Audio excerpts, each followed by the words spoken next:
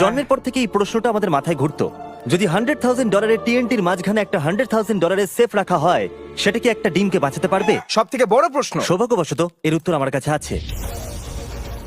খুব ভারী এটা। এই সেফটার চারিদিকে $100,000 টিএনটি রাখা আছে।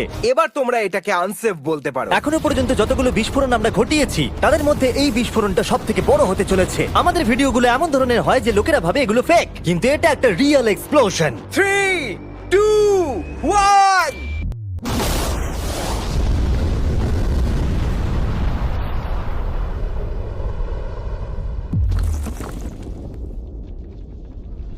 আমি আমার ভাষা হারিয়ে ফেলেছি। আমরা মনে হয় পুরো শহরকে জাগিয়ে দিয়েছি। এই গোটা রাজ্যের লোককে বলো। দেখা যাক ডিমটা ঠিক আছে কিনা। ও মাই গড, ভাই সেফের পিছনটা তো উড়ে গেছে।